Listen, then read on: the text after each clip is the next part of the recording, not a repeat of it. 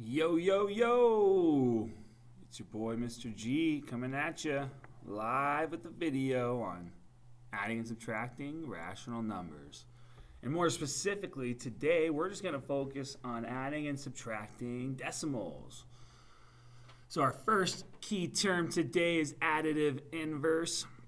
The additive inverse is the opposite sign of a number. So 5 is the additive inverse of negative 5, and vice versa. So if I were to ask you, what is the additive inverse of negative 4? It would be the opposite of negative 4, which is positive 4, and so on and so forth. All right. So main focus today is on adding and subtracting decimals. That's why this is part 1. Part 2 would be on fractions. So we're going to be adding positive and negative decimals. So when we're adding positive and negative decimals, we have really just two things we got to focus on. One is we're going to follow the same rules as adding and subtracting integers. So whenever we're adding two numbers with the same sign, oh, look at that spasm. Look at that. That was crazy. When we're adding two numbers with the same sign, then we're going to keep that sign and add the numbers together. When we're adding numbers with different signs, we are going to subtract the numbers and keep the sign of the larger number. So none of that changes, the rules of what we were doing when we were adding and subtracting integers. The thing that makes decimals different is we just have to make sure to line up the decimal. Okay? If we line up the decimal first, then we can add or subtract, we'll always be okay. And if we have to add placeholders, we can. And we'll talk about what that looks like here in just a second. So what we always want to do first is determine, are we really adding these numbers or are we really subtracting these numbers, and what's my sign going to be? Because that's still a point where there is some confusion. So if I look at negative 7.5 and negative 12.3, so I have a decimal, that's fine. That doesn't really change too much. But I'm looking also at my negatives, and I'm adding. So because I'm adding, I don't have to use keep, change. I don't have to add the opposite. I don't have to change anything. Now I'm adding a negative with a negative. Whenever we add numbers with the same sign, we always add the two numbers together, and then we keep the sign. So I know my answer has to be negative, so I'm going to put my negative sign in my answer box already so I don't forget, because I'm adding two negatives together. Now I get to add those two numbers. The biggest thing is make sure you line up your decimal. So I have 12.3, so I have to line up my decimal for my second number, which is 7.5. As long as we line up our decimal, we'll be fine, because then we just bring it straight down and we're good to go. So my answer for this one would be negative 19.8. So for the second one here, again, I'm looking at it first. Am I actually adding these numbers, or am I going to end up subtracting these numbers? So I have a positive number and I'm combining that. I'm adding it with a negative number. So I do not have to use keep, change, because this is already an addition sign. I don't need to change it. If it was a subtraction sign, I would need to change it, but I don't need to. So I have a positive, I have a negative. So when I have positives and negatives that I'm combining, a bunch cancel out, and therefore I'm really actually subtracting. So this is a subtraction problem, and I keep the sign of the larger number.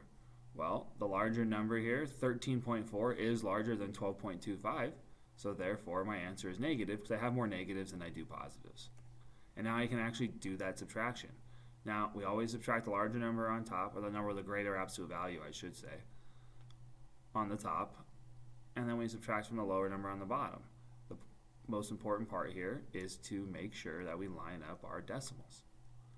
Now, notice, when I start my subtraction here, I can't do 0 minus 5. I mean, I don't have anything to subtract 5 from. That's when I mentioned placeholders. So what we're going to do here is I'm just going to add a 0, because 13.4 is the same thing as 13.40. But now I can actually do my subtraction, and I can do that by doing some borrowing. 0 minus 5, can't do it, so I can borrow. So now I borrow from the 4, and this becomes 10. And then now I can do my subtraction from here, bring my decimal straight down. And I get negative 1.15, or negative 1 and 15 hundredths.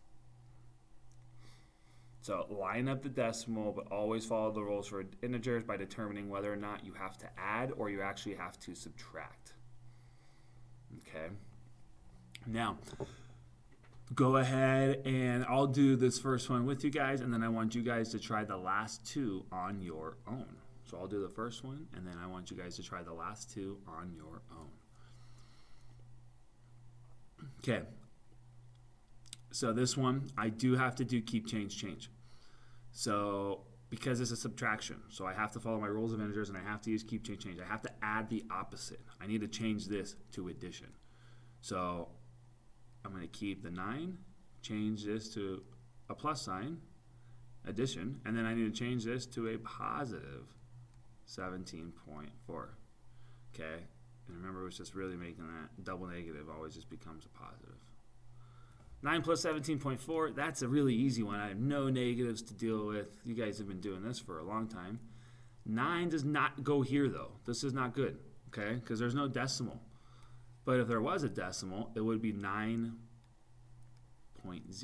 So when we make sure, if there's no decimal, you can add one, at least 1 0 on the end, just to help you line up your decimal correctly, in case we get confused on how to line it up. And now I bring my decimal down, and I actually just do my addition like normal, as if the decimal wasn't there. And I get 26.4, and that is positive. Okay, try these up next two. Please pause, try them, and we'll see how you guys did. Okay, math joke time. What do you call a number that can't keep still? What do you call a number that can't keep still? A Roman numeral. Boom. All right, moving on. Negative 2.5 minus 6.8. Negative 2.5 minus 6.8. So I do have a subtraction symbol here. This is not addition. So I do want to use keep, change, change, and add the opposite so that I can use my rules for integers that we've been using. So I'm going to keep my negative 2.5. I'm going to change this subtraction to addition, which means I have to change the 6.8 to a negative 6.8.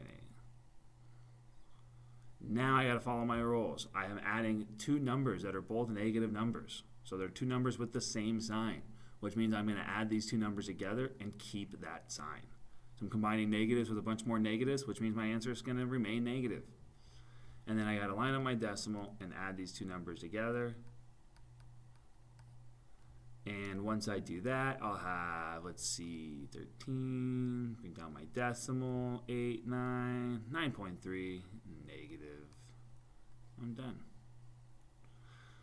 Okay, what I want you to do is, if you have not done so, even though you're supposed to, if you're not done so already, I want you to do 13 minus 17.2 on your own, and then I'm going to check it when I see you guys in class. So I want to see how you did, and we'll go over it. So, very good. Thank you for watching. If you guys have any questions, please do not hesitate to ask. And that's all. Gradius out.